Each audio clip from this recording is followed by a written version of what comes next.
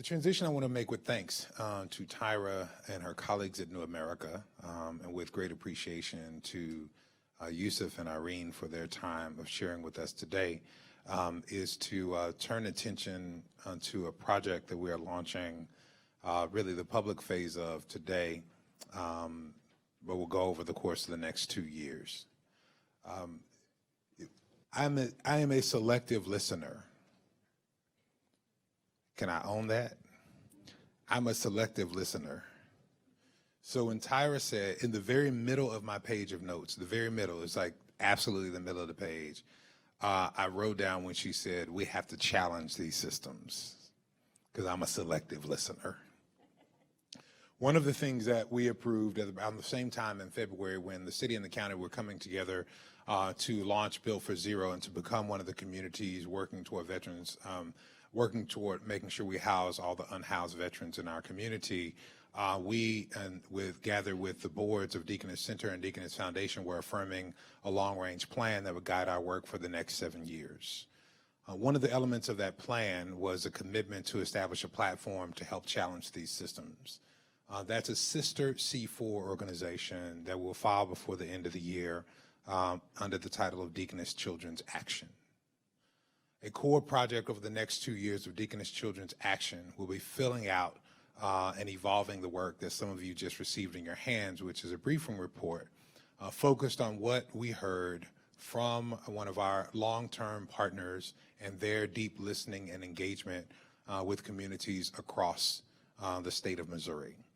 Since 2003, the Missouri Budget Project has been providing the kind of fiscal analysis to shine a light on how tax policy impacts how we make allocation for children and families in our community. And quite frankly, this is me speaking, not them, how we say we don't have the resources to make allocations for children and families in our state. And so we were pleased last October to engage with the Missouri Budget Project, represented here by some staff members. Please stand and/or wave. You don't see, a lot of us know Amy Bluen, different team members here, policy fellow, research director, and they're acting, is acting or interim? Okay, acting interim. She acting like an interim. So we'll see when Amy gets back, because she's just acting like an interim. Ruth Erisman, remarkable children's advocate in this community. We began to engage with them and ask them to convene and support an advisory committee with folks from across the state who would then listen to children, families, and advocates across the state. They convened focus groups in St. Louis, Kansas City, the Boot Hill, and Springfield. They engaged in one-on-ones with policy leaders and makers in Jefferson City and throughout the state in order to identify priorities around funding for children that align with our public policy agenda. That public policy agenda itself for Deaconess was informed in 2016 by community convenings, guided by our community advisory and public and policy advisory boards. What the community told us to focus on to get to child well-being was increased investment in early childhood education. No shortage of conversations around that in our community. Comprehensive access to health care, justice and equity for youth in both the juvenile justice and the foster and adoptive care system, and family economic mobility, and like many of the elements of conversation we had today. As we focused those things, what they did was sought to engage their knowledge and research of the budget and the voices of those 200 parents, child advocates, and policymakers throughout the state to say, what are some top funding priorities that we can engage in to begin this conversation? If I was in church, I'd say, let the church say begin. Thank y'all for recognizing that we are in church every time we come together. Because part of the deal is this, what this report represents, and Constance Rush, Constance is going to come up, because if you stand up, I'll stop talking. We'll see how that works. What this represents for us is the beginning of 3 elements. And so I owe the recorder of deeds $50. I'm gonna give him $5. That's a down payment. So we would talk about this as in 3 moves. The report that you have in front of you is the down payment. The down payment, my brother Michael just left, but he said that's a $1 billion idea. The down payment is $1 billion. We have a $30 billion budget in the state of Missouri. to fund the priorities that are in your hand, it'll take $1 billion. This is just the first phase. This is a year worth of listening to 200 people to say, if we begin with funding the priorities of children and their parents, those that have been identified over the course of the year, and we just took the top 8 to 9 of them in the briefing report, the briefing report you have in your hand, of more than 20 that were identified, it would be $1 billion. Somebody said Hancock Amendment. So what the Missouri Budget Project was able to do, helping us, was also look at how do we find that $1 billion. And so you have a balanced commitment to a down payment on funding children's priorities in this community. Now, that's just how we want to start the conversation, okay? So the first briefing report is a down payment. The church said down payment. Next year, we'll be back here in the fall. What we want to talk about is the balance sheet. Next year, what we'll engage, over the course of the next year, what we'll engage in is an assessment of all of those regular state departments that you think have something to do with children. Department of Elementary and Secondary Education, right? You think about Human Service, all these things we think, but then there are others that have impact on children as well. So what we're going to do is, this will be an extended policy paper analyzing how we fund those departments that we know have contact with and impact children, and an analysis of how other departments that we don't think of actually do impact children and families as well. That's the balance sheet. We're going to be thoughtful about how we take a balanced perspective to thinking about how the budget impacts children and families. Y'all got that? Second move, last move, 2021, our goal then is around this same time in the fall, so that we're in advance of the legislative session, same way that we are now. We've got time to begin to socialize ideas, is to begin, then present the bottom line. Let church say the bottom line. The bottom line is when every budget is a children's budget. You do realize that every time we spend a dime from a parent, we're impacting a child. Every time we make an assessment about an allocation of resources for our community, we're impacting those who don't get a vote, don't have a voice, don't have a lobbyist, but they soon have a C4. Those are our children. Every budget process, every year, is about children. So our ultimate goal is to present advocates in this community, organizers in this community, with what an ideal Missouri budget would look like if we put children at the center of the conversation. See how we're wrapping back here, right? If we thought about children first and we developed our budget priorities, if we thought about children first and what their needs are, and by that time we'll have 2 years worth of these rolling conversations and data to inform that document, what would our state budget look like? What would be the top line, what would be the bottom line, and what would the allocation of resources look like in between? That makes sense? Does it sound hard? It is hard. This is our staff team will tell you this. I missed introducing one of our great staff team members earlier because he was outside the room and post. Reverend Aaron Rogers, wave at everybody. Reverend Aaron Rogers knows probably more than anyone else in this room, because he's worked with me twice in 2 different settings, is that I believe that the hard stuff is done. And quite frankly, if it was easy, we wouldn't have to pay anybody to do it. It's hard. And we've decided to take on this hard task. It's going to push us, our capacities, and our partners. It's going to push our relationships, and it may create some tension with some of you in this room.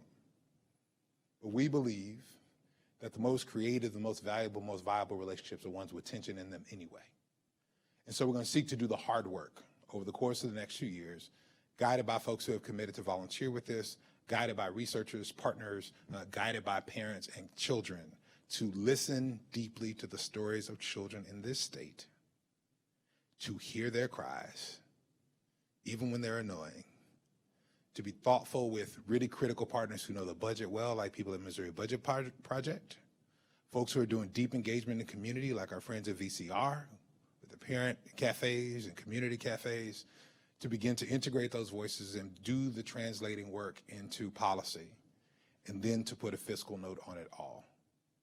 So to ask Constance, with the moments that we have left, to talk through what you've got in this briefing report that begins the conversation, that will end with us having a budget that puts children at the very center of the conversation in light of and in the spirit of what we've talked about today.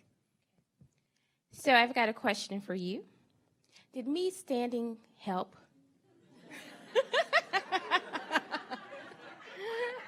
No, just kidding. Okay. And for the record, that was not a campaign contribution. Okay, so moving on to what you have before you, and thank you for passing it around to our lovely teammates. What I'm going to do is kind of draw a thread, because no one had seen this piece of literature that you have before you before this morning, before you got it. But the conversation today, even from the questions from the audience relating to foster youth, relating to funding, people-centered policymaking, it all ties together to where we are at this point in the conversation.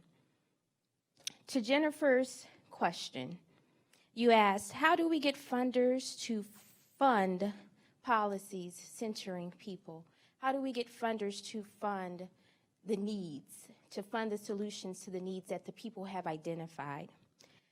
Well, it may be a secret, but I'm going to let it out the bag today. The largest funder in the state of Missouri is the state legislature. You heard Starsky say they've got a $30 billion budget.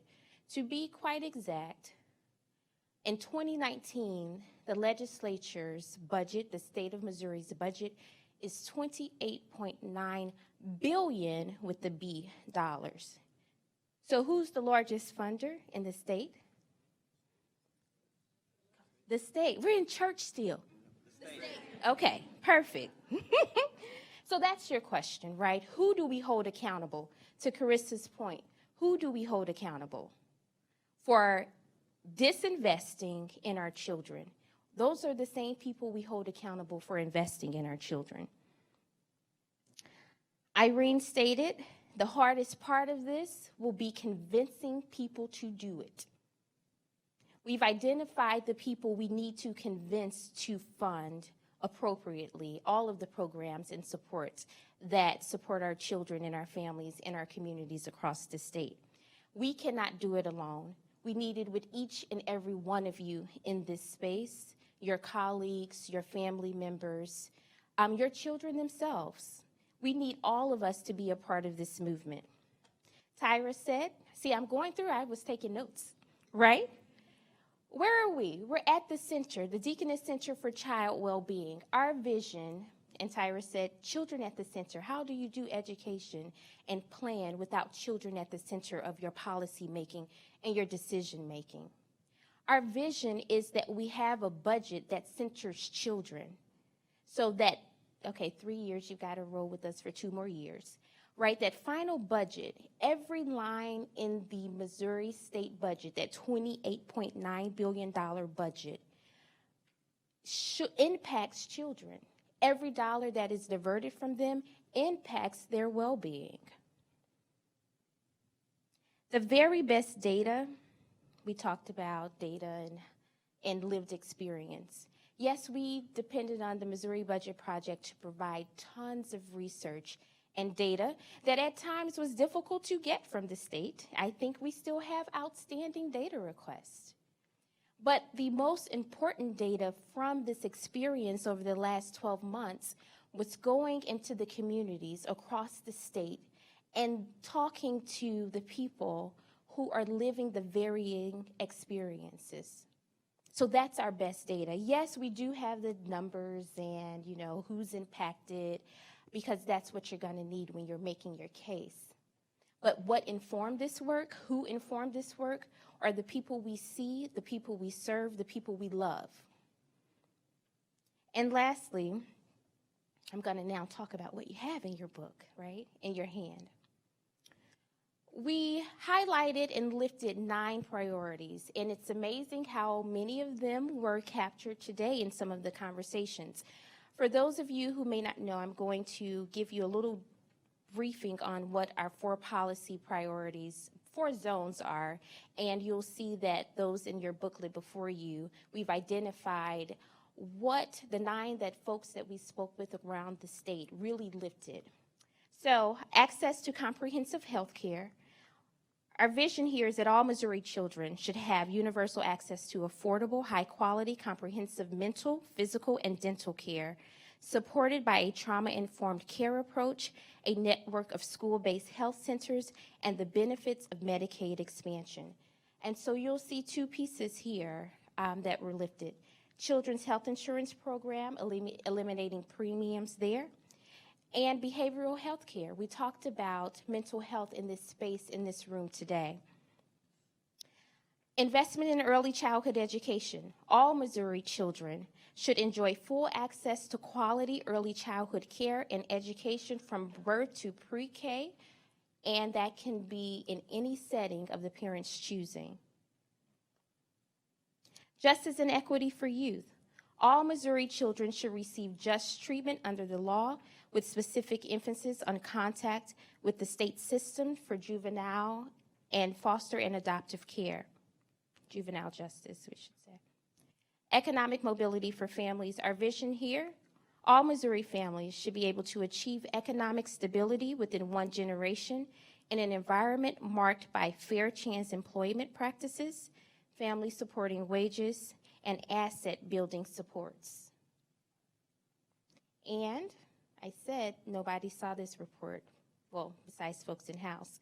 You'll see housing assistance there. So many of the ideas that you will see captured here, we saw echoed this morning in our conversations. So it's not just what's happening, well, that's a reflection, right? We had listening sessions in St. Louis City, the Boot Hill, St. Louis County, Kansas City, and Springfield. And so you saw that echoed here in this space today. Now, if you flip to the back page, I've got 2 minutes before we get you out of here. You'll see, as Starsky mentioned earlier, you don't have a budget without revenue. And so we've identified 9 top priorities. We've indicated what the recommended funding for each of those priorities are. But we've also identified dollar for dollar how the state can fund it. And that also takes work, and it's hard work. And these are, so right now the current funding in some of these areas, $253.5 million. The recommendations before you, we recommend that the funding be at $1.14 billion. On the back, you will see our pathway to get to that funding. It takes courage to do the hard work. The people we hold responsible and accountable are the people we've elected. Well, some of us have elected the people who represent us there to the state legislature. But we also are accountable. We are accountable to those faces you see on the screens over there. And so we've got a responsibility to hold those people in office accountable for our children. And so we ask for you to join us over the course of the next 2 years and beyond, because after it's done, these are tools, right? So you've got to use them. We ask for you to join us. And I'm going to ask you to take your first action on this journey with me right now, today. So if you feel so led and you are on Facebook or Twitter or Instagram, you can take a picture of this, or you can actually tweet it out or Facebook it out or Instagram it out. But I want you to join us in this commitment. It can be sharing the link that we sent to you this week, and a thank you for coming. It can be joining us in determining what the next set of 9, 10, 12 priorities are. We're going to meet you where you are, but we're going to ask you to join this movement. So I ask you, okay, I need to see your phones. Act like we're in a concert. I got your phone. Okay, lead by example.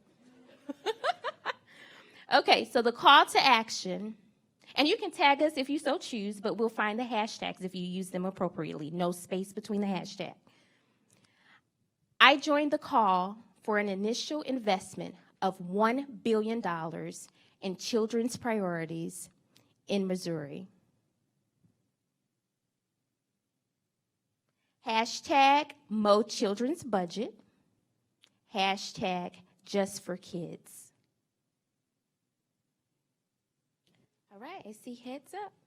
Okay, so with that, we want to thank you for coming out this morning and starting your day with us. And we invite you along this journey as we're advocating for children families, and communities around the state.